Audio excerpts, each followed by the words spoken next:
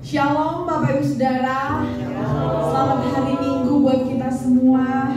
Saya terlalu yakin dan percaya bahwa hari ini Tuhan menganugerahkan kasih-Nya di dalam setiap kehidupan kita.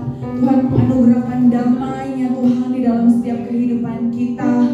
Dan kita percaya bahwa hari ini kita memperingati apa yang sudah Tuhan Yesus lakukan, apa yang sudah Tuhan Yesus kerjakan di dalam kehidupan kita, yaitu Dia sudah akan mati di atas kayu salib untuk saya dan Bapak Ibu Saudara. Apa yang dapat kita beri untuk Tuhan pada pagi hari ini Bapak Ibu Saudara, selain pujian dan penyembahan kita kepada Tuhan, pada pagi hari ini Bapa, kami datang di hadapan-Mu Tuhan. Kami mau membawa setiap kehidupan kami hanya kepada-Mu, Raja di atas segala raja. Kami mau menyerahkan setiap kehidupan kami kepada-Mu Tuhan. Engkau yang sangat mengasihi kami, Engkau yang sudah memberikan hidup-Mu bagi kami Tuhan, Engkau yang sudah melayakkan kami Tuhan. Terima kasih Tuhan Yesus, kami siap Bapa untuk kami menyembah Tuhan, untuk kami memuji nama-Mu pada pagi hari ini Bapa. Haleluya Yesus, saya mengundang kita semua untuk bangkit berdiri Bapak Ibu Saudara. Tak terukur kasih-Mu dalam hidup kami Tuhan. Haleluya Yesus.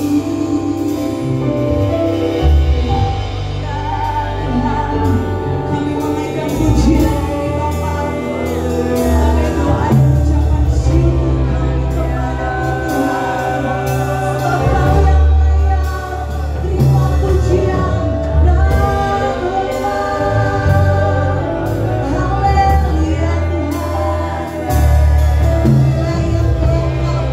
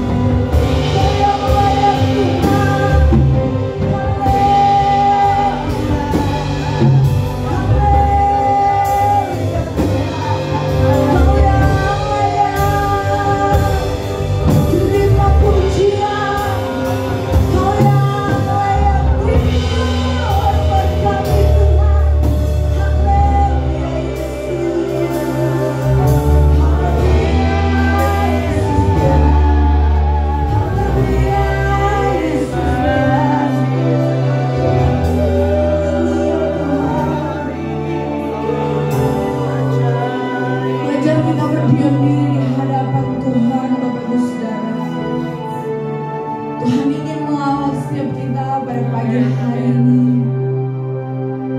Beri hati kita kepada Tuhan. Izinkan Tuhan melawat setiap hidup kita pada pagi hari ini. Belajar kita mau berserah kepada Tuhan pada pagi hari ini. Kelelahan kita, setiap pergumulan kita, mari kita mau bawa semuanya di dalam tangan Tuhan. Hanya Tuhan satu-satunya Allah, satu-satunya pribadi yang sanggup menolong kita. Hanya Tuhan satu-satunya Allah, satu-satunya pribadi yang dapat menopang hidup kita. Haleluya Tuhan, kami datang di hadapan-Mu Bapa. Kami mau bawa hidup kami. Kami mau bawa setiap luka yang ada di hati kami Tuhan. Kami mau bawa setiap pergumulan kami di dalam tangan-Mu Tuhan. Kami mau bawa setiap kelemahan kami Bapa, ketidakberdayaan kami Tuhan. Kami mau taruh semuanya ke dalam tangan-Mu. Haleluya Tuhan. Haleluya Yesus. Haleluya Haleluya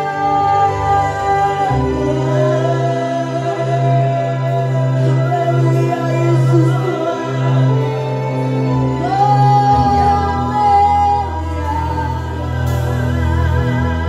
Terima kasih Tuhan. Kami sembah Kau Tuhan.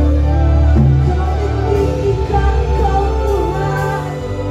Sebab Engkau layak Bapa. Kau setia dengan kami Tuhan. Kau tak pernah tinggalkan kami sendirian Tuhan. Kau berjalan di hadapan di samping kami Tuhan. Kau menuntun hidup kami Tuhan. Haleluya. Haleluya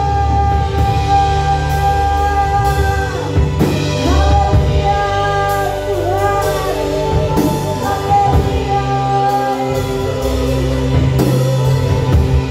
Haleluya. Kami mau berserah pada-Mu Tuhan. Sebab Kau layak Bapa, Kau layak, Kau layak, Kau layak Tuhan.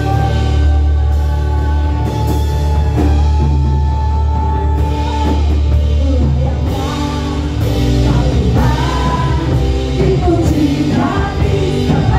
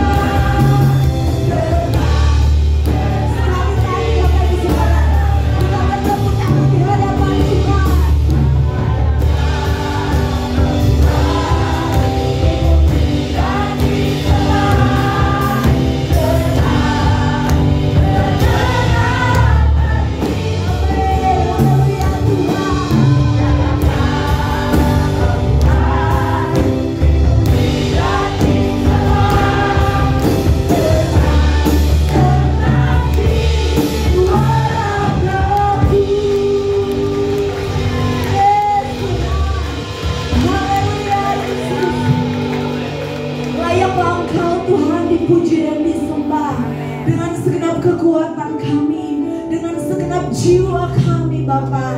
Sebab Engkau adalah Raja di atas segala raja yang layak menerima semuanya itu Tuhan. Terima kasih Bapa, pagi hari ini kami siap untuk kami memuji Tuhan. Kami siap untuk kami bersorak bagi Tuhan. Satu kuasa yang tidak senang dengan persekutuan kami pada pagi hari ini Tuhan. Kami bersatu hati pada pagi hari ini. Di dalam nama Tuhan Yesus, kami mau tolak, kami mau hancurkan. Di dalam nama Tuhan Yesus, setiap kuasa kegelapan, setiap intimidasi iblis yang coba mengganggu kami pada pagi hari ini Tuhan, kami mau hancurkan Bapak di dalam nama Tuhan Yesus. Kami minta Bapak, otoritas Allah ada di tempat ini, menaungi setiap kami, memberkati setiap kami, bahkan mengurapi setiap kami Tuhan. Terima kasih Bapak, kami bersyukur sebab Engkau mengasihi kami. Haleluya Tuhan. Amin. Bapak Ibu Saudara, kita tetap tinggal berdiri. Saya mau lihat tangan-tangannya, kita bersuka cita sebab Tuhan Yesus baik dalam kehidupan kita. Amin. Dia mati untuk saya dan Bapak Ibu Saudara, dan kita merayakan kebaikan Tuhan.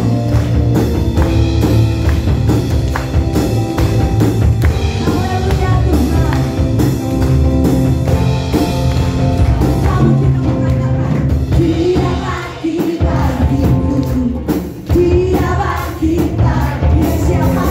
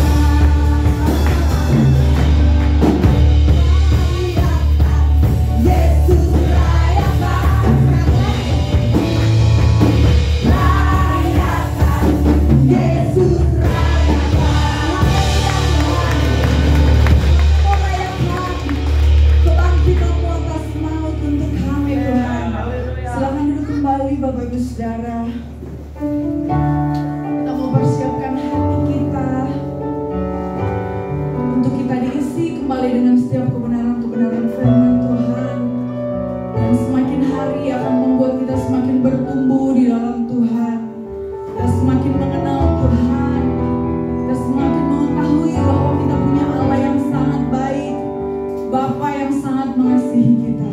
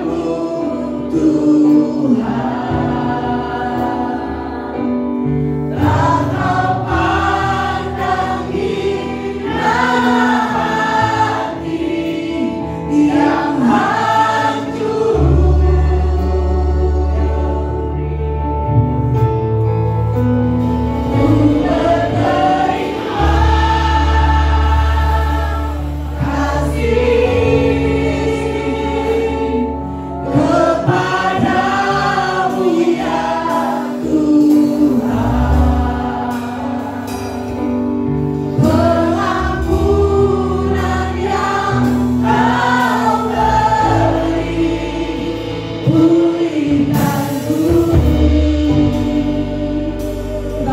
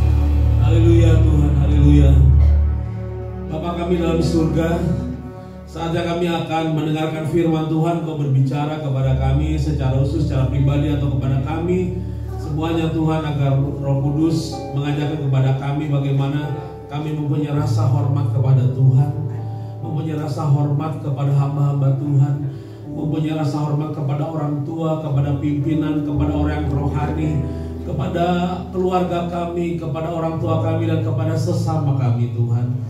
Karena kami adalah orang-orang yang terhormat, karena kami adalah anak-anak raja, anak-anak kerajaan Allah. Terima kasih Tuhan, diberkatilah kami yang akan mendengar firman-Mu, dan kami mohon dengan urapan Roh Kudus Engkau memampukan hamba-Mu untuk menyampaikan firman Tuhan, untuk bungkus tubuh, jiwa, dan roh kami semua yang di dalam ruang ini dengan kuasa dari Yesus. Berikan roh ketenangan kepada kami, konsentrasikan kami untuk kami menangkap dari firman-Mu Tuhan. Dalam nama Yesus kami berdoa. Haleluya. Amin. Silakan duduk kembali Bapak Ibu Saudara.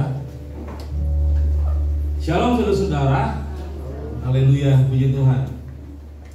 Hari ini saya akan menyampaikan firman Tuhan dengan tema menghormati Tuhan. Kita sudah pada huruf kedua dari karismata. C-nya cinta Tuhan, H-nya adalah rasa hormat kepada Tuhan, kepada sesama, kepada siapa saja.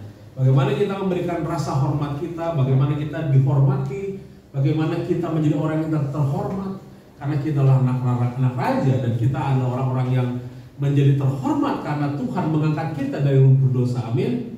Haleluya. Seorang tentara berpangkat kapten tidak mau memberi hormat kepada atasannya yang berpangkat kolonel. Alasannya adalah atasannya tidak pantas diberi hormat karena kasar dan tidak mau memperjuangkan hak anak buahnya.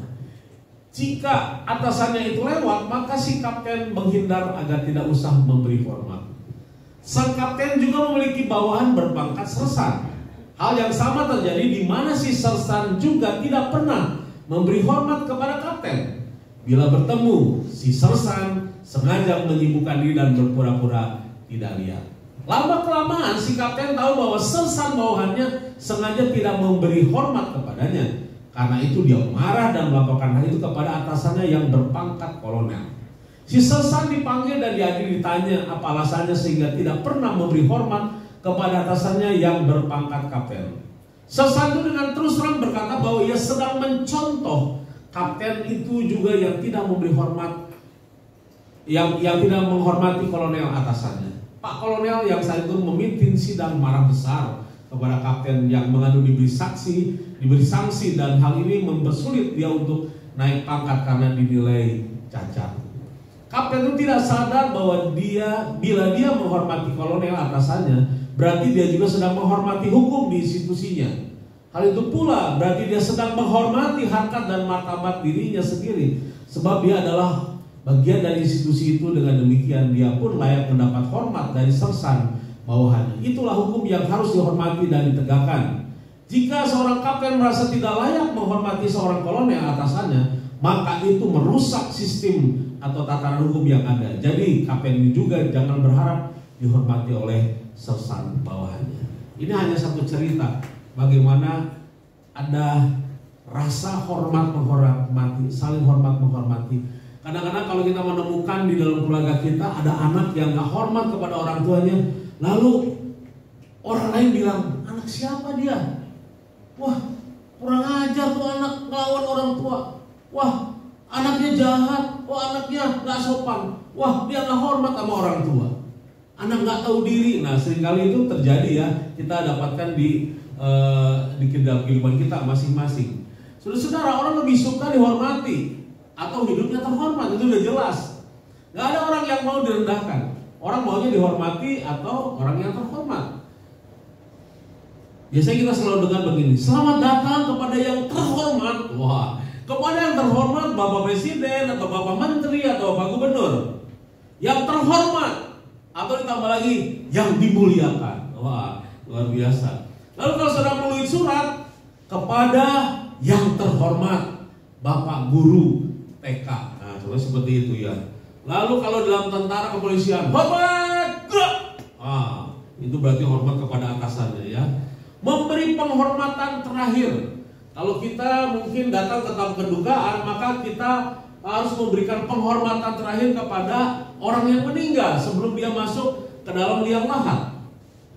Saudara, orang lebih menghormati manusia daripada Tuhan, lebih takut kepada manusia daripada kepada Tuhan. Seringkali kita menemukan hal seperti itu.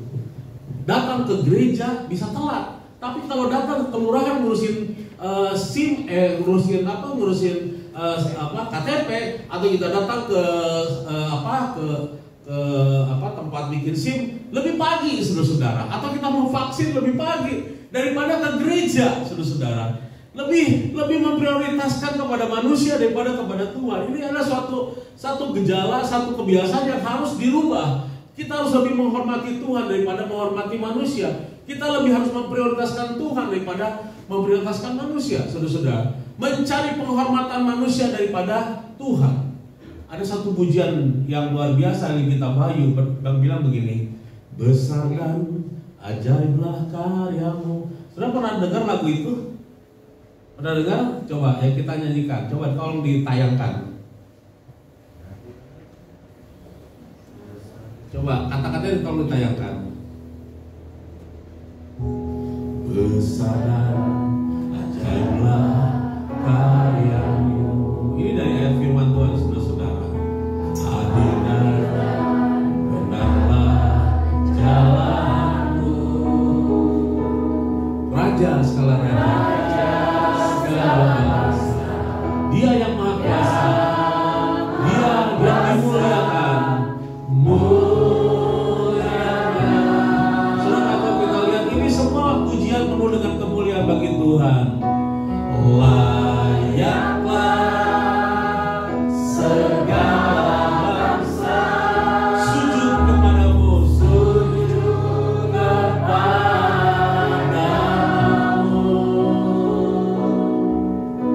Segala layak kudus, layak disembah. Saudara, pujian ini tidak ada satupun yang tidak mempermuliakan Tuhan. Pujian ini sangat orisinil dan berasal dari kitab Wahyu. Dan pujian ini sudah jarang dinyanyikan. Pujian ini semuanya mengandung nilai pujian, penyembahan, dan penghormatan kepada Tuhan. Karena satu ketika kita di surga, kita hanya memuji, menyembah, dan tersungkur di kaki Tuhan. Saudara-saudara, betapa pentingnya kita mempunyai rasa hormat kepada Tuhan. Banyak hal yang positif, saudara-saudara. Hal-hal yang biasa tadi dalam kehidupan manusia, maupun hal-hal yang bersifat ilahi, kita harus memahami betapa pentingnya kita menghormati Tuhan. Ada budaya-budaya yang bisa ditularkan kepada sesama, dan itu memberikan dampak yang baik, dampak yang positif, dampak yang bagus, atau mungkin menguntungkan. Saudara, kalau mau nggak percaya, kita mau lihat videonya. Tolong videonya dilihat. Sebentar aja, nggak sampai 1 menit. Tolong suaranya.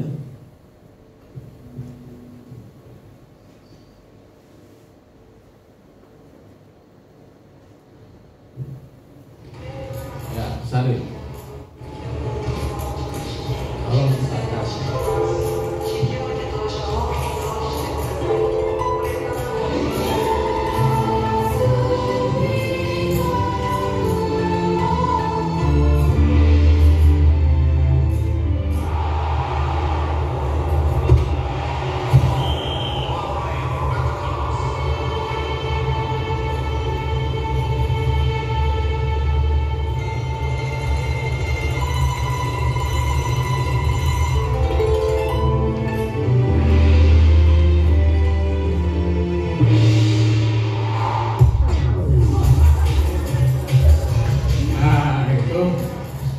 Ditularkan dan itu berdampak positif ya. Itu akal-akal saja, saudara-saudara. Puji Tuhan. Kebenaran firman Tuhan yang pertama yaitu menghormati Tuhan. Kata Tuhan dalam Alkitab Indonesia diterjemahkan dari kata Lord, dari bahasa Inggris, yang diambil dari kata Yunani, dari kata kurios.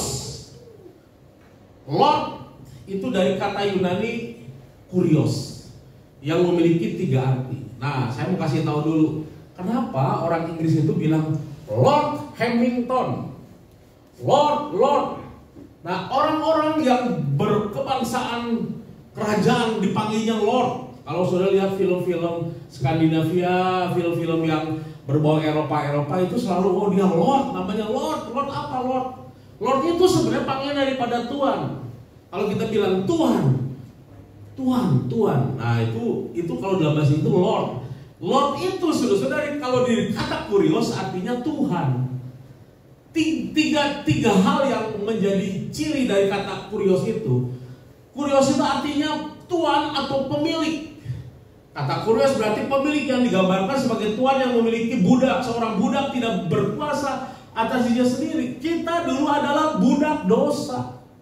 Lalu ketika tuannya itu Yesus Kristus mati di atas kayu salib, maka budaknya itu diangkat menjadi orang yang terhormat.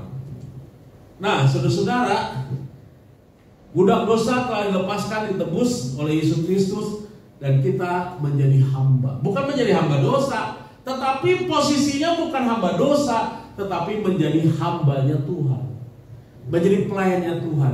Sebenarnya kita nggak punya hak sedikit pun dengan hidup kita, karena kita sudah ditebus oleh darah Yesus dengan harga yang lunas dibayar. Lalu kita dijadikan menjadi anak Tuhan, menjadi hamba Tuhan. Kalau hamba itu tergantung Tuhannya, tergantung kuriosnya, tergantung Tuhannya. Kalau Tuhan katakan kamu harus ke gereja, harus ke gereja. Kamu harus berdoa, harus berdoa. Kamu harus hidup benar di hadapan Tuhan. Kita nggak punya sedikit pun saudara-saudara dengan hidup kita. Kalau kita katakan Tuhan saya mau ke sana, Tuhan bilang enggak, kamu harus ke sini. Tuhan saya mau pergi main-main, enggak, kamu harus ke gereja. Saudara-saudara, kita nggak punya hak sedikit pun sebenarnya saudara-saudara. Tetapi betapa kalau sudah tahu rahasianya, menyenangkan Tuhan, menghormati Tuhan, mengasihi Tuhan, itu hal yang luar biasa. Pimpinan Tuhan, tuntunan Tuhan dalam hidup kita itu betapa indahnya saudara-saudara. Yang kedua, kurios itu artinya raja yang berkuasa. Orang yang hidup dalam sebuah kerajaan mengerti bagaimana menghormati raja mereka. Bukan hanya menghormati, rakyatnya bahkan menyembah raja karena posisinya. Dan kita tahu bahwa Yesus Kristus adalah raja di atas segala raja. Dan kita adalah umatnya. Kita adalah orang yang harus memberikan penghormatan kepada raja. Saudara, saya lihat satu budaya yang bagus di Jawa. Kalau saudara pergi ke, contohnya ke Solo atau ke Jogja, sudah kalau sang abdi dalam itu, kalau contohnya gini, kalau orang datang ke presiden, presiden saya pamit, oh ya, kan balik begini kan, pergi. Nah ini contohnya, ini presidennya, saya nggak berbalik, saya berbalik begini, hormat, saya pamit dulu Pak Presiden, saya balik gini. Kalau abdi dalam di Yogyakarta itu nggak seperti itu. Hormat. Begini. Itu nilai penghormatan yang tinggi buat saya.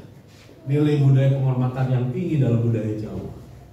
Ini ada beberapa hal yang harus kita pelajari dari budaya Jawa yang baik, yang bagus, saudara-saudara. Jadi karena menghormati raja, Hamengkubuwono ke-10 contohnya dihormati sebagai raja, dia sebagai gubernur dan juga sebagai raja. Lalu yang ketiga adalah Allah Sang Mesias, Sang Penyelamat, Sang Pembebas. Jadi tiga hal ini yang menandakan bahwa kita menghormati Tuhan sebagai Tuhan. Nah, di dalam budaya Yahudi ada kata Yarmulke. Sudah tahu ini? Sudah pernah dengar ada istilah di dalam budaya saudara kita, ada bilang, oh itu mah kopeah. Tahu kopeah? Kopeah tahu? Ya, kopeah itu topi. Ya, peci. Suatu ketika saya pakai baju, pakai pecinya kayak Soekarno itu. Lalu ada yang bilang, kamu nggak boleh pakai itu. Loh, siapa yang ngelarang saya? Ini peci nasional loh, men. Bukan peci si A si B atau kelompok tertentu. Ini pecinya Soekarno ini. Wah, saya kasih aja merah putih sama burung Garuda. Nih kami nasionalis ini, pakai peci nasionalis nih. Kecuali pakai peci itu tuh, pakai kopiah itu. Kopiah itu dari kata kipah. Kippah itu dari kata yarmulke, topi kecil yang disematkan di atas kepalanya pria bangsa Yahudi sebagai simbol menghormati Tuhan atau honoring God. Firman Tuhan berkata demikian. Sebab siapa yang menghormati aku akan kuhormati, tetapi siapa yang menghina aku akan dipandang rendah. Sebab siapa yang menghormati Tuhan, Tuhan akan menghormati dia. Tetapi siapa yang menghina aku akan dipandang rendah.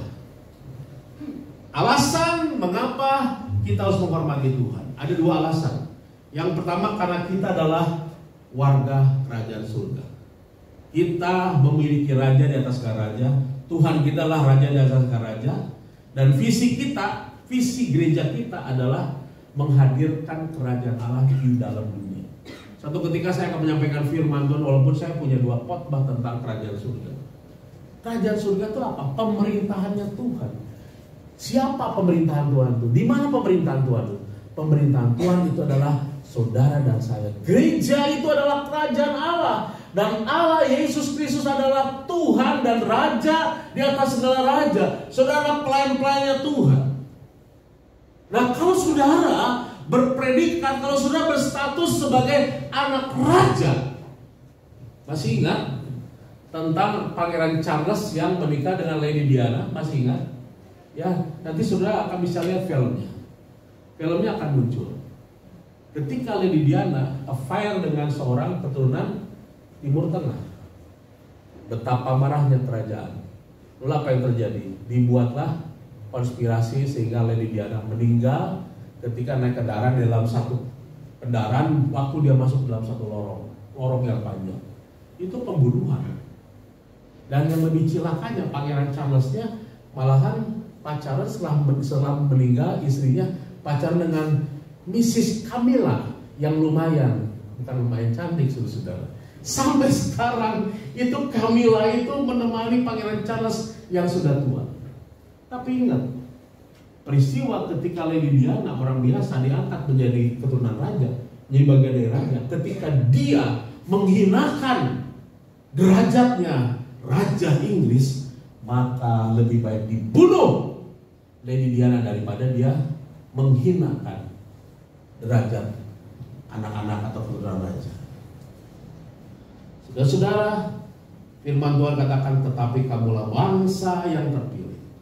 Saudara harus tahu, jangan kita sebagai anak Tuhan menurunkan derajat kita. Derajat kita ini terhormat, saudara-saudara. Martabat kita terhormat. Bukan saja kita harus menghormati Tuhan, tetapi derajat kita sebagai anak raja. Bukan saja anak raja, tetapi mari kita akan lihat ayat ini, 1 Petrus pasal 2 ayat yang ke-9. Kita akan baca sama-sama agar saudara memahami betapa pentingnya posisi saudara di hadapan Tuhan, di atas segala Tuhan. 1, 2, 3. Tetapi bangsa yang terpilih, imaman yang rajani, bangsa yang kudus, umat kepunyaan Allah sendiri, supaya kamu memberitakan perbuatan-perbuatan yang besar dari Dia, yang telah memanggil kamu keluar dari kegelapan kepada terangnya yang ajaib. Saudara-saudara, sebagian ayat firman Tuhan ini berbicara tentang status kita. Lalu setengahnya dari ayat ini merupakan bagian daripada tugas tanggung jawab kita sebagai anak-anak raja. Tetapi setengah dari ayat ini mengatakan demikian, menandakan bahwa kita adalah anak raja, anak-anak terhormat. Disebutkan kita adalah bangsa yang terpilih. Lalu yang disebut sebagai imamat-imamatnya Tuhan. Lalu kita menjadi raja, anak-anak raja. Lalu menjadi bangsa yang kudus, menjadi umat kepunyaan Allah. Saudara, bukan umat kepunyaannya dunia, bukan umat kepunyaannya iblis. Kita ini umat kepunyaan Allah. Kita dipilih, kita menjadi imam-imamnya Tuhan, kita menjadi anak-anak rajanya Tuhan, dibenarkan, dikuduskan, dan kita menjadi milik kepunyaan Allah karena kita sudah ditebus dari lubang kematian atau dari dosa, dan Yesus menebusnya di atas kayu salib dan lunas semua dibayar. Sudah diangkat dari lumpur dosa. Betapa kita menyedihkan kalau mendengar ada orang yang bernama, itu Bapak Yohanes korupsi, dia ditangkap oleh KPK. Oh itu tuh pegawai KPK yang namanya Petrus. Siapa itu? Masuk ke dalam penjara, berkonspirasi dengan wakil ketua DPR yang baru saja masuk ke jebloskan ke KPK. Itu ada nama-nama Kristen. Saya kadang-kadang takut juga kasih nama ke anak saudara namanya si A si B. Tapi ya kita harapkan nanti sudah besarnya sesuai dengan namanya. Ya, namanya bagus, tapi kelakuannya nggak bagus. Jadi saudara-saudara dikasih oleh Tuhan, kita itu diberikan penghormatan oleh Tuhan. Ini alasannya mengapa kita menghormati Tuhan. Karena kita memang sudah ditempatkan, kita sudah pada posisi sebagai orang yang terhormat. Kalau kita menajiskan diri, kalau kita jatuh dalam lumpur dosa dan kita terikat dengan dosa itu, kita menjadi orang yang terbawa. Kita menjadi orang yang terhina.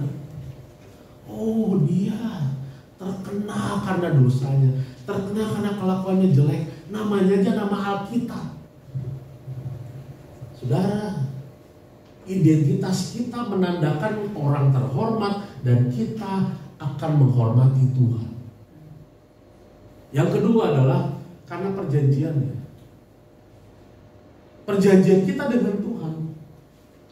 Makanya ada perjanjian lama, ada perjanjian baru. Perjanjian lama itu contohnya perjanjian antara Allah dengan Abraham. Lalu mengapa Abraham itu keturunannya disunat? Ishak itu disunat pada hari yang ke-8. Kalau kita, mungkin kalau orang Kristen nggak disunat karena apa? Karena kita sunatnya sunat lahiriah, batin. Sunat lahiriah itu dosa kita sudah dibersihkan, hati kita yang kotor dibersihkan. Itulah sunat batinnya. Tapi bagi kita yang akan disunat, bukan dengan masalah contohnya, oh kita agar dibersihkan dari dosa, keliru. Tapi kalau saya mau disunat kalau anak saya, agar anak saya itu sehat, demi kesehatan, demi kebersihan, nggak apa-apa. Itu udah benar. Tapi saudara-saudara, Abraham itu contoh dalam perjanjian lama, dia itu mengikat perjanjiannya dengan Tuhan. Maka Tuhan mengatakan, maka keturunanmu akan seperti bintang dan keturunanmu akan seperti pasir di laut. Wah, banyak yang luar biasa. Hebatnya luar biasa, terkenalnya, topnya, dipakai Tuhan luar biasa. Orang menjadi orang yang kaya raya, saudara-saudara. Bukan 7 turunan lagi, lebih daripada 7 turunan. Itu adalah harta benda kekayaan Abraham. Kenapa? Abraham itu mengikat perjanjian. Makanya anaknya Ishak disunat hari yang ke-8. Itu dalam konteks perjanjian lama. Kalau kita lihat dalam perjanjian baru, ada perjanjian namanya perjanjian baru. Ketika Yesus mati di atas kayu salib, maka saudara sebagai anak Tuhan, saudara sebagai gereja Tuhan, saudara mengikatkan perjanjian hidupmu dengan Tuhan.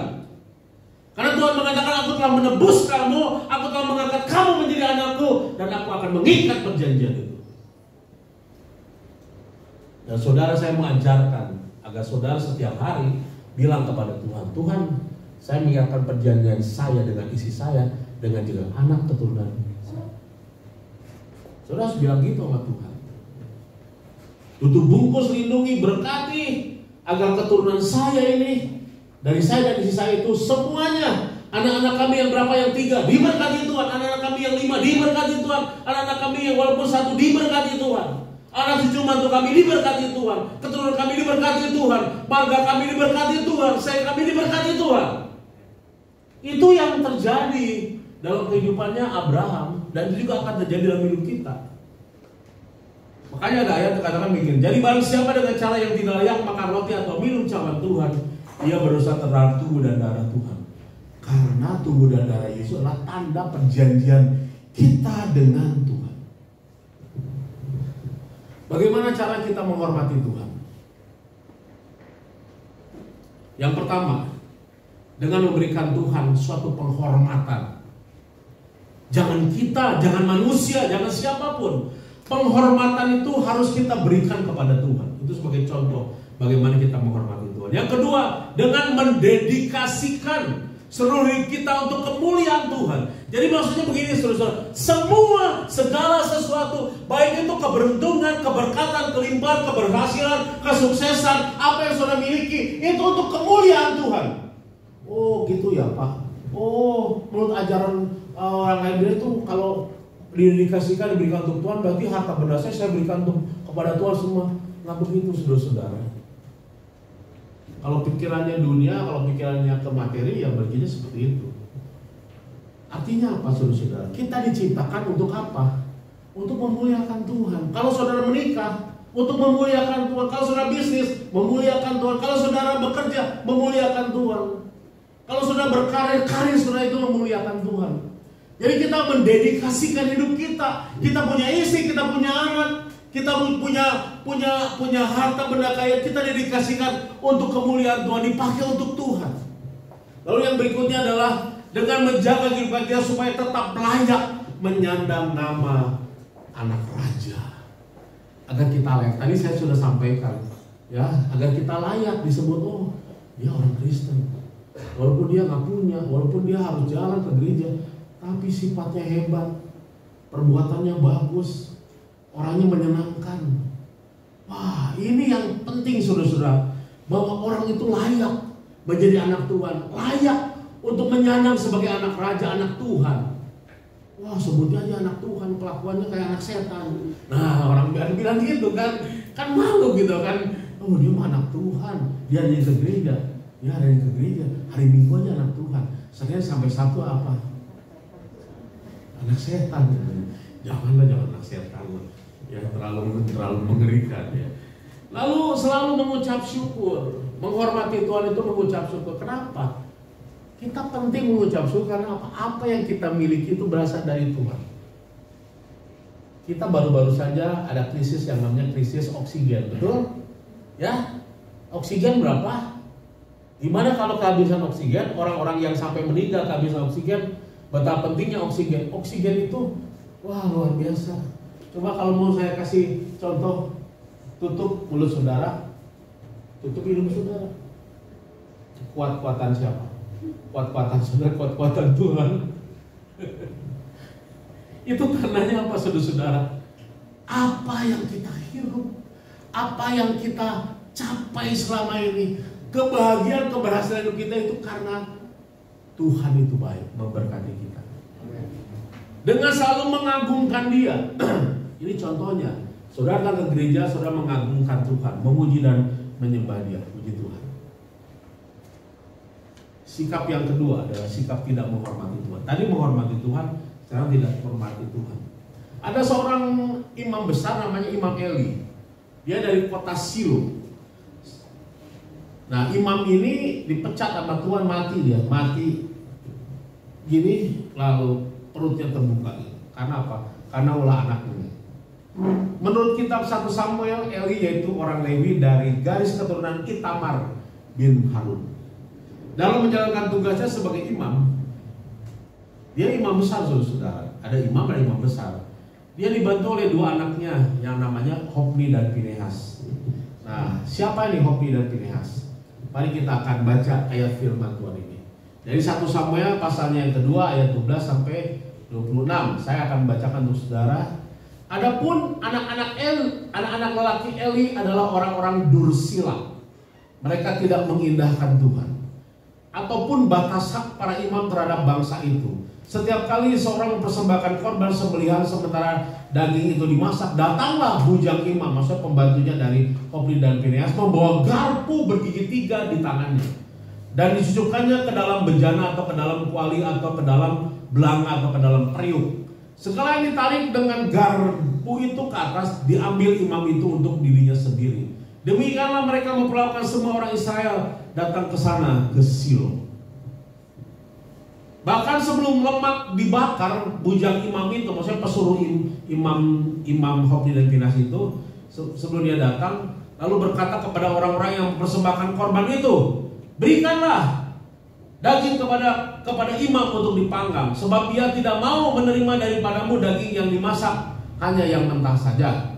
Apabila orang itu menjawab, bukan kalau lemak itu harus dibakar dahulu, kemudian barulah ambillah bagimu sesuka hatimu, Maka berkatalah ia kepada orang itu, sekarang juga harus kau berikan, kalau tidak aku akan mengambil dengan kekerasan.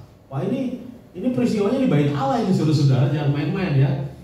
Demikianlah, dengan demikian mereka sangat besarlah dosa kedua orang muda itu di hadapan Tuhan, sebab mereka memandang rendah korban untuk Tuhan.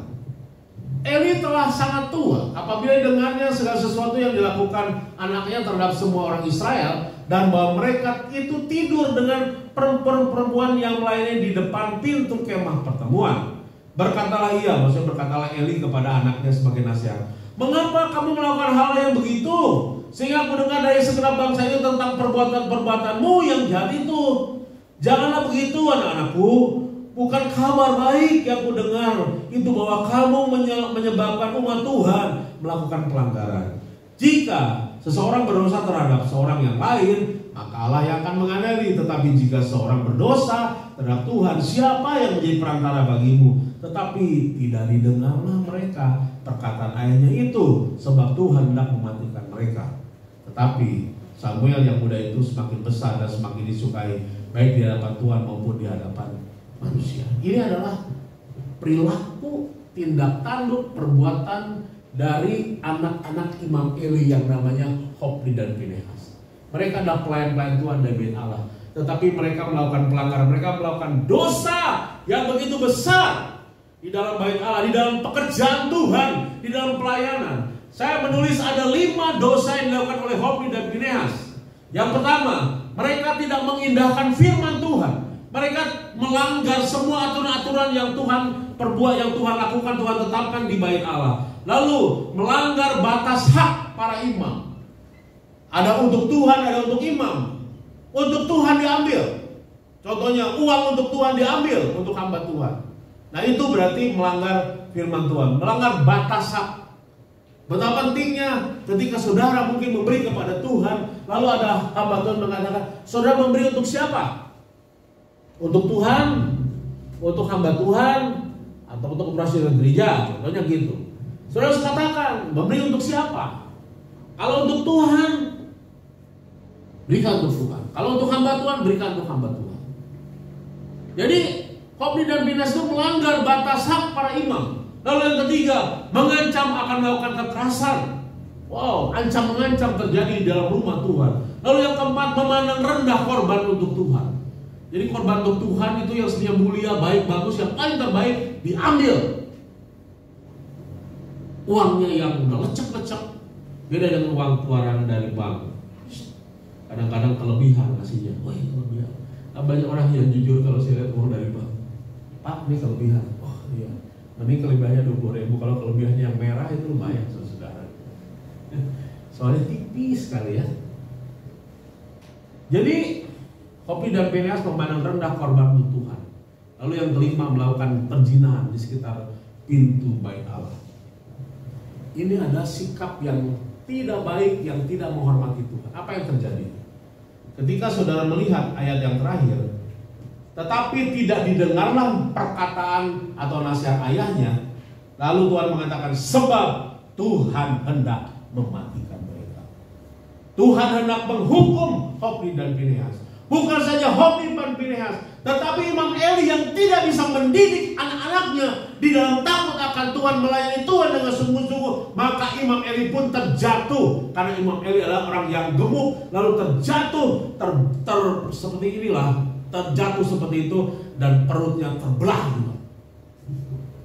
Disitulah Tuhan mempersiapkan seorang calon imam besar yang namanya Samuel. Disitulah pergantian antara Imam Eli dengan Samuel.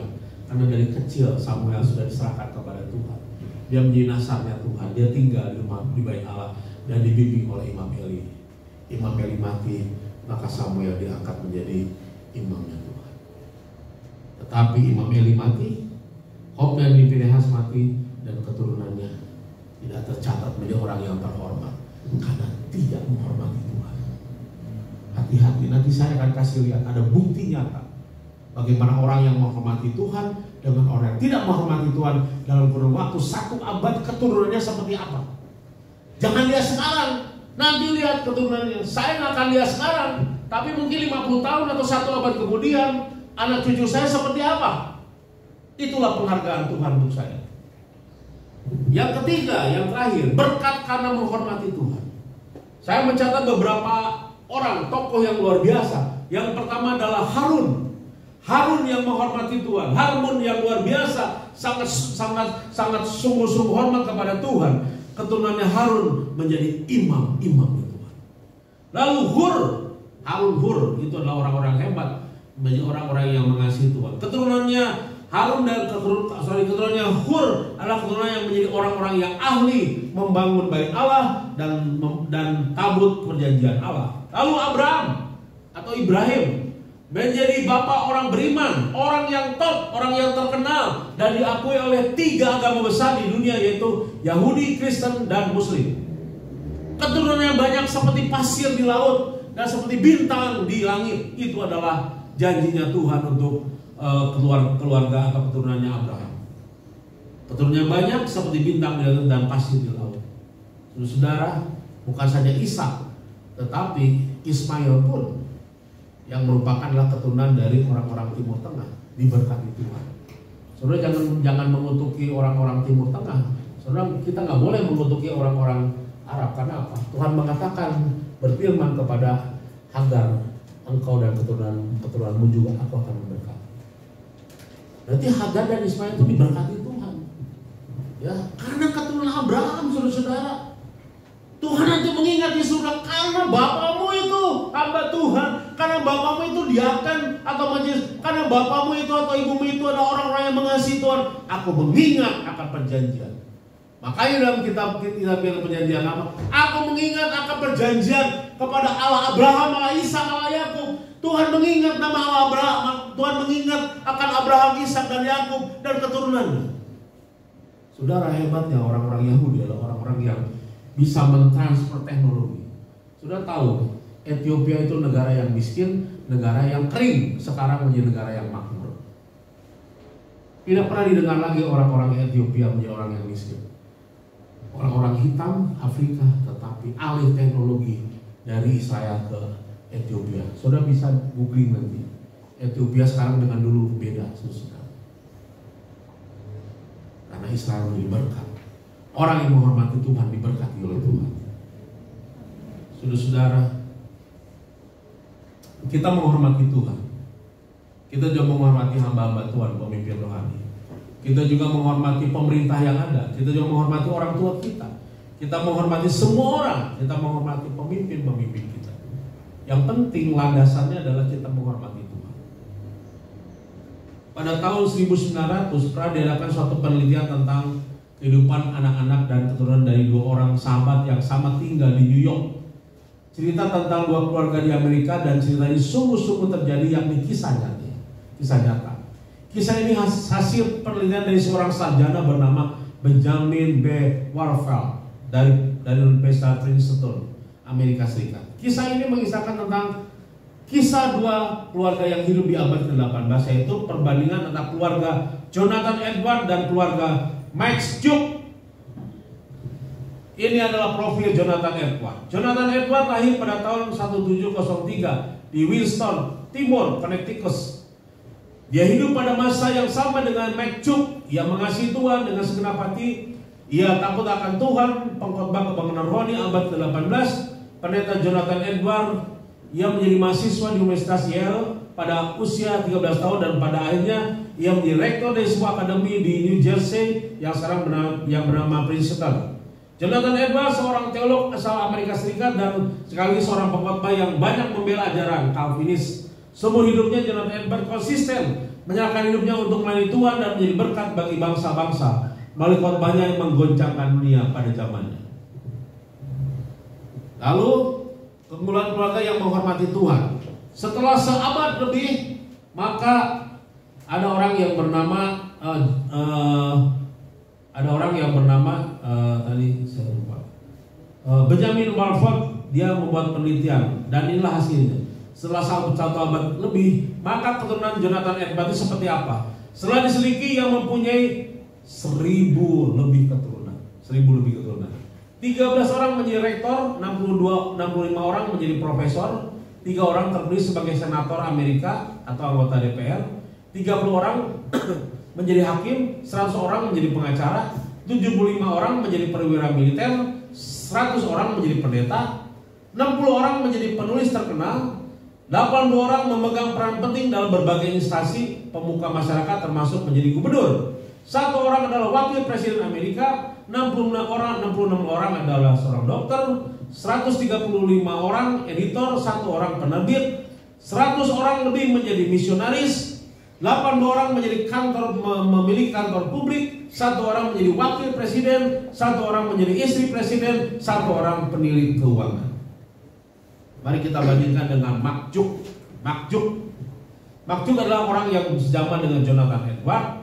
Makjuk adalah seorang ateis, orang yang tidak menghormati Tuhan. Ia tidak beriman pada Tuhan dan hidup tidak mempunyai prinsip. Ia tidak percaya akan firman Tuhan dan tidak pernah datang ke gereja. Ia tinggal di New York. Ia menikah dengan seorang yang juga tidak takut akan Tuhan. Mereka tidak pernah membawa anak-anak mereka ke gereja. Makjuk tinggal di New York. Dia tidak percaya kepada Yesus Kristus dan tidak mengizinkan anak-anaknya pergi ke gereja, meskipun anak-anaknya ingin ke gereja. Makjuk adalah seorang pemabuk. Gara-gara ia suka mabuk, ia tidak pernah memiliki pekerjaan yang tetap. Kebiasaan mabuk ini juga membuat tidak memperdulikan keluarga. Nah, ini dia keturunannya. Kalau tadi Jonathan Edwards 1000 keturunan, tetapi Makjuk mempunyai 540 keturunan. Dibanding dengan Jonathan Edwards yang 1000, jauh beda ya. Ya, kurang dari setengahnya aja. Lalu keturunannya Makjuk nih ya, seperti apa? Jadi apa nih? 310 mati sebagai pengemis. Wah, kasih 310 orang keturunannya mati sebagai pengemis. Nah, orang-orang yang menghormati Tuhan seperti ini. 150 orang keturunannya pernah masuk penjara dan berbagai kejahatan yang pernah dilakukan dengan hukuman penjara rata-rata 13 tahun. 7 diantaranya adalah pembunuh. 100 orang lebih adalah pemabuk. Banyak dari keturunannya menjadi wanita yang tidak baik dan keluarga itu telah merugikan negara sebesar kira-kira 12 miliar kalau dalam rupiah. Keluarga Juk telah merugikan pemerintahan Amerika Serikat lebih dari $2,5 juta untuk merehabilitasi mereka. Akhirnya mereka bukan saja tidak memberikan kontribusi apa-apa kepada masyarakat atau kepada pemerintah Indonesia, namun malahan merugikan. Itulah saudara-saudara, orang-orang yang tidak menghormati Tuhan adalah orang-orang yang hidupnya dan keturunannya tidak diberkati Tuhan dan juga tidak tercatat di dalam kerajaan surga. Mari kita berikan penghormatan kepada Tuhan, saudara-saudara. Kita akan berdiri dan kita akan mengangkat tangan kepada Tuhan sebelum kita masuk dalam perjamuan kudus. Haleluya, haleluya.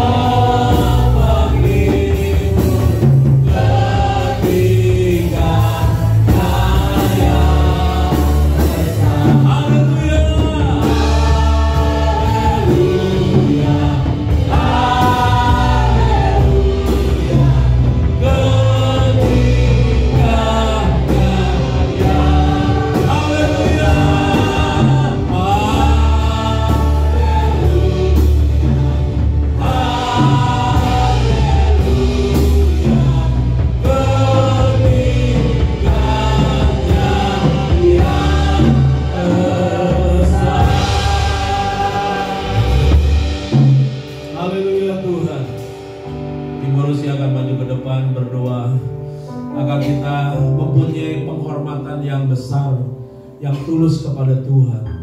Sekaligus kita akan mempersiapkan diri kita untuk kita mengambil bagian dalam perjamuan kudus ini. Haleluya.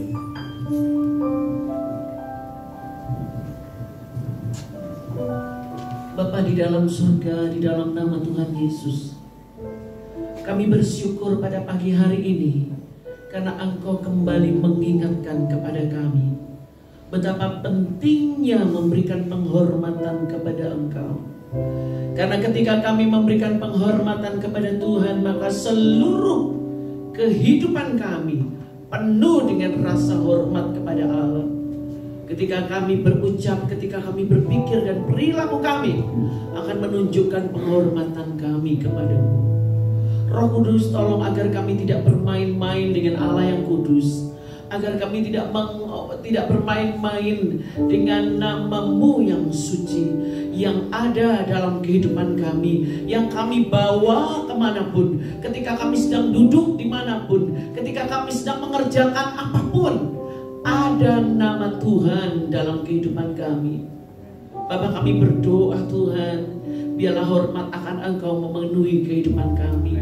Sekaligus kami menyadari bahwa dunia sedang melihat kami seperti awan di sekitar kami. Demikianlah saksi-saksi itu melihat kepada kami. Apakah penghormatan kepada Tuhan ada dalam kehidupan kami? Tuhan, tolong pada kami Bapa, ampunilah semua sikap-sikap kami yang mempermalukan Tuhan. Kami percaya Bapa, ketika kami takut kepadamu dengan penuh rasa hormat, maka Tuhan akan membela anak-anaknya. Orang-orang yang menghormati Tuhan, yang takut akan Engkau, akan dibela oleh Tuhan. Seperti firman-Mu tadi, contoh dari kehidupan anak Tuhan. Dan Tuhan bahkan memberkati kehidupannya sampai kepada generasi-generasi selanjutnya. Hari ini menentukan generasi kami kelak akan bagaimana. Tuhan, tolong agar kami memiliki hati yang hormat, kehidupan yang hormat, iman yang hormat kepada Tuhan yang dilihat oleh dunia, perilaku yang terhormat sebagai anak-anak Allah yang ditunjukkan kepada dunia.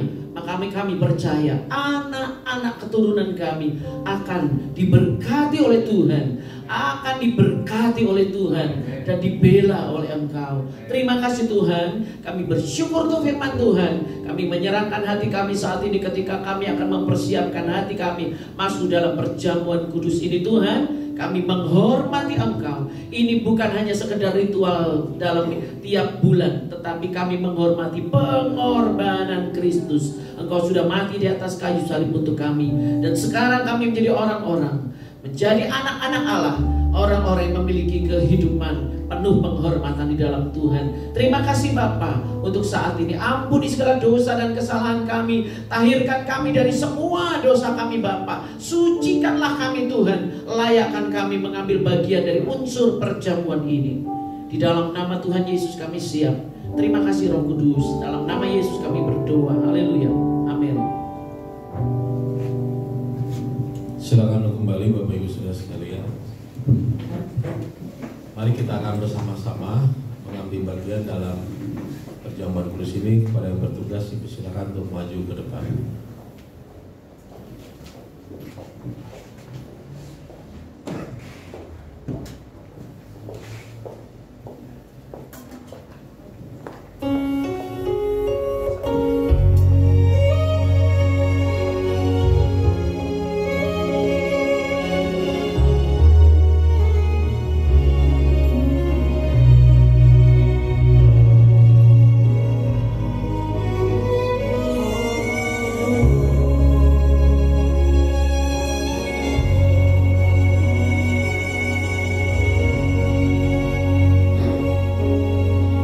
Bukan dengan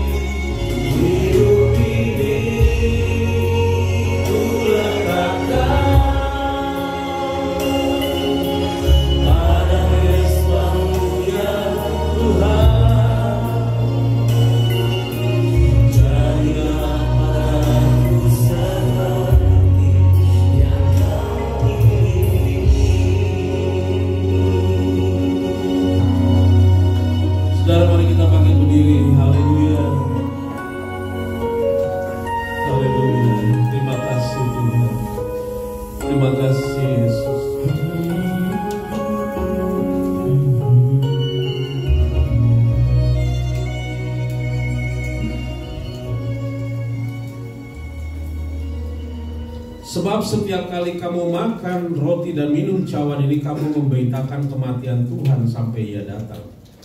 Jadi barang siapa dengan cara yang tidak layak makan roti atau minum cawan Tuhan, ia berdosa terhadap tubuh dan darah Tuhan. Karena itu hendaklah tiap-tiap orang menguji dirinya sendiri, dan baru sesudah itu ia makan roti dan minum dari cawan ini. Haleluya, haleluya, haleluya. Terima kasih Tuhan untuk pengorbanan-Mu di atas kayu salib 2000 tahun yang lalu. Kami memperingatinya, dan kami akan terus dan terus mengingat agar kami menjadi orang yang rendah hati dan tidak menjadi sombong, karena bukan dengan kuat dan gagah kami memiliki kehidupan ini, tetapi oleh karena anugerah Tuhan, oleh karena Yesus mengasihi kami, oleh karena Tuhan Yesus mati di atas kayu salib, maka kami diampuni dosa dan kesalahan kami, maka kami diberkati oleh Tuhan. Terima kasih Tuhan, terima kasih Tuhan. Demikianlah firman Tuhan. Sebab apa yang telah kuteruskan kepadamu telah aku terima dari Tuhan, yaitu bahwa Tuhan Yesus pada malam waktu Ia diserahkan mengambil roti, dan sesudah itu Ia mengucap syukur atasnya. Ia memecah-mecahkannya dan berkata, inilah tubuhku yang diserahkan bagi kamu. Perbuatlah ini menjadi peringatan akan aku. Kita akan makan roti ini dalam nama Yesus.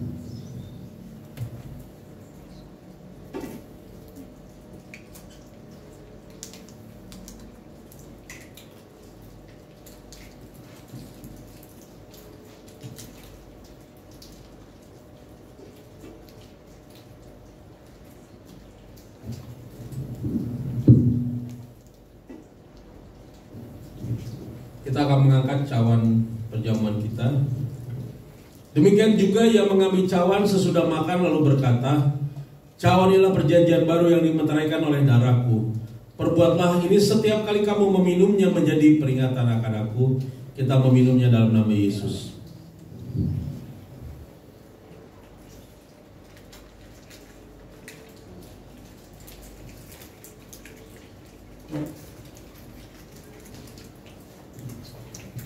Haleluya.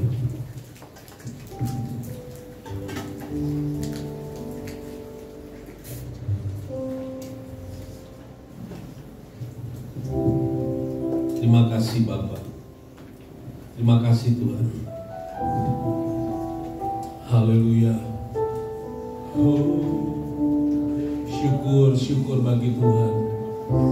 Tuhan, berikan roh kerendahan hati kepada kami. Berikan kepada kami rasa ingin menghormati Tuhan. Berikan kepada kami rasa ingin mengutamakan Tuhan di atas segala-galanya. Berikan kepada kami rasa ingin menghargai Engkau Tuhan di atas segala-galanya. Karena Engkau memang Allahku, Tuhanku yang terhormat, yang penuh cinta, kasih dan sayang. Engkau adalah Tuhan yang maha tinggi, maha suci dan mulia buat kami. Haleluya, terima kasih Tuhan. Terima kasih Yesus. Haleluya, haleluya. Terima kasih Yesus, terima kasih Tuhan. Haleluya.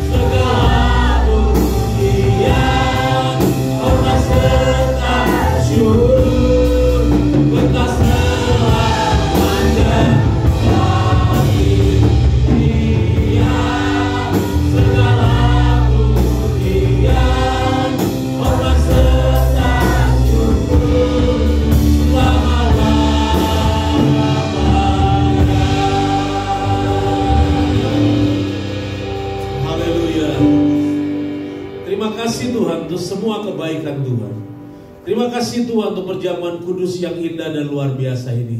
Kami diberkati oleh Tuhan. Segala kemuliaan bagi Tuhan. Dalam nama Yesus kami berdoa. Haleluya. Amin. Silakan kembali Bapak Ibu Saudara.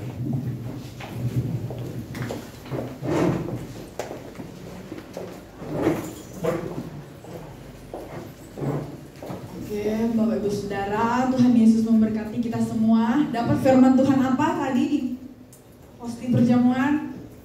Biarlah firman Tuhan itu yang akan terus menguatkan kita, yang akan terus menuntun kita, dan membuat kita semakin hari kita semakin percaya kepada Tuhan Yesus. Amin. Dan kita mengandalkan Tuhan. Kita sangat diberkati dengan firman Tuhan hari ini. Tuhan Yesus memberkati Bapak Ibu Saudara. Ada beberapa pengumuman. Yang pertama, Bapak Ibu Saudara, kami mengingatkan bahwa sudah 2 minggu terakhir kita ada doa dan penyembahan setiap hari Jumat jam 5 sore sampai jam 6 di gereja. Jadi bagi Bapak Ibu Saudara yang ingin datang ke gereja berdoa, mari datang pada hari Jumat setiap hari Jumat jam 5 sore sampai jam 6. Mungkin Bapak Ibu Saudara rindu ingin ada di dalam doa dan penyembahan, tapi Bapak Ibu Saudara tidak bisa datang ke gereja. Bapak Ibu Saudara bisa mengikutinya di dalam Zoom. Link Zoom akan selalu dikirimkan di grup gereja.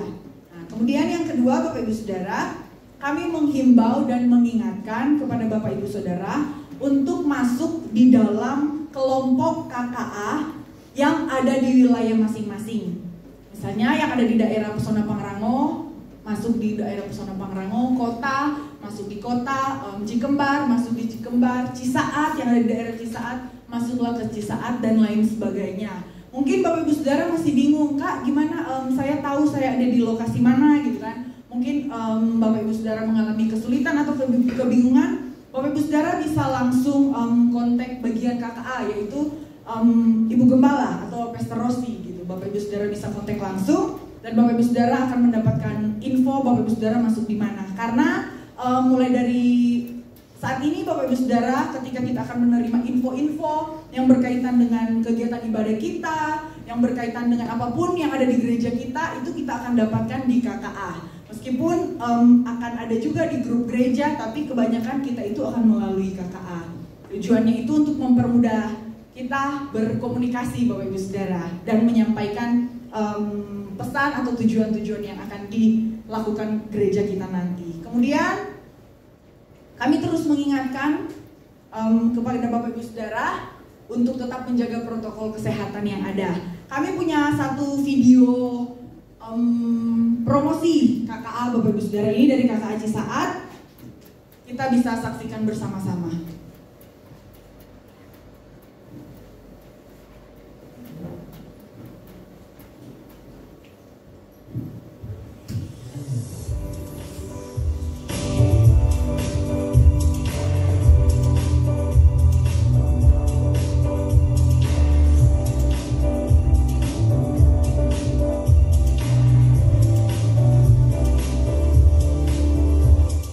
Sebagai saudara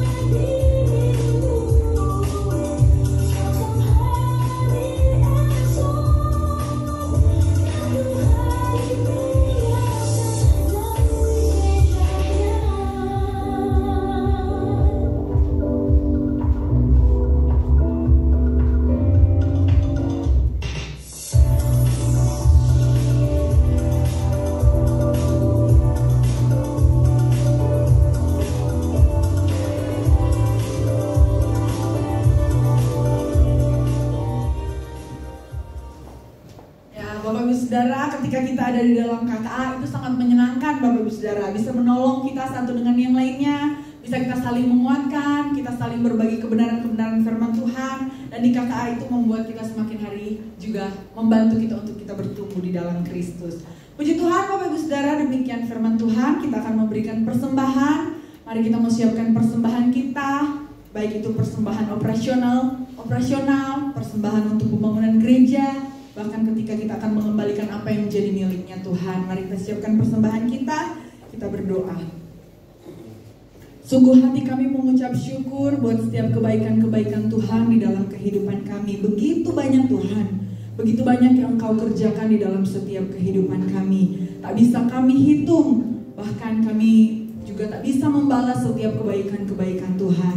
Tetapi mulai dari saat ini Bapa, kami belajar berkomitmen untuk kami mau belajar hormat kepada Tuhan dengan apa yang sudah Tuhan percayakan kepada kami. Saat ini Tuhan, kami akan memberikan persembahan, kami akan memberikan persembahan operasional, kami akan memberikan persembahan untuk pembangunan rumah Tuhan di tempat ini. Bahkan dari kami ada yang akan mengembalikan apa yang menjadi miliknya Tuhan. Kami minta di dalam nama Tuhan Yesus, Engkau Allah Roh Kudus yang akan memberkati setiap kami. Pribadi kami, lepas pribadi, Engkau Allah akan memberkati pekerjaan kami, usaha kami, keluarga kami Bapa, Engkau akan memberkati Tuhan. Terima kasih Tuhan Yesus, kami siap untuk kami memberi dengan penuh sukacita. Di dalam nama Tuhan Yesus kami berdoa, haleluya, amin. Bapak Ibu Saudara, kita percaya bahwa kita adalah pekerjaannya Kristus, amin. Amin. Pekerja Kristus yang melayani dan menjadi saksi bahagia. Hallelujah.